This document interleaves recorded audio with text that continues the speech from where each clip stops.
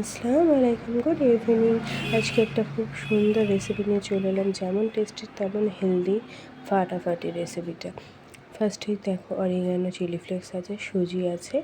তারপরে কড়াইটা বসিয়ে দিলাম ওভেনে, গ্যাসটা অন করে দিয়ে পরিমাণ মতো পানি দিয়ে দিলাম। তারপর একটু ওতে চিলি ফ্লেক্স, অরিগ্যানো, একটু লবণ দিয়ে পানিটাকে ফুটিয়ে নিলাম এবং তার সঙ্গে দিয়ে দিলাম সুজিটা পরিমাণ মতো। দেওয়ার পর একটা খুব সুন্দর ময়েশ্চার ডো বানিয়ে নিলাম। ডোটাকে বানিয়ে নেওয়ার পর একটু মধে নিলাম। দেন তোমরা তোমাদের পছন্দ মতো একটা শেপ দিয়ে দিতে পারো। যেমন আমি আমার পছন্দ মতো শেপ দিয়ে দিলাম ডোনাটসের শেপ দিয়ে রেডি করে নিলাম। করার পরে এটা তোমরা শ্যালো ফ্রাইও করতে পারো, ডিপ ফ্রাইও করতে পারো। আমি শ্যালো ফ্রাইটা চুজ করে নিলাম। একটু কড়াইতে আবার ফের গ্যাস অন করে কড়াইটা বসিয়ে নিয়ে একটু বাটার দিয়ে গ্রিস করে নিয়ে এটাকে শ্যালো ফ্রাই করে নিলাম।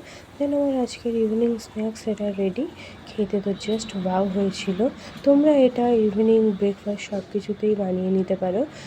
যদি আমার রেসিপিটা ভালো লেগে থাকে তাহলে তোমরা একবার ট্রাই করো। তোমরা কেউ ট্রাই করলে আমাকে একটু প্লিজ আমার কমেন্ট বক্সে একটা পিকচার সেন্ড করে দিও। আর ভালো লাগলে একটা লাইক, কমেন্ট করে, ফলো করে, শেয়ার করে দিও। বাই, আল্লাহ হাফিজ, টাটা।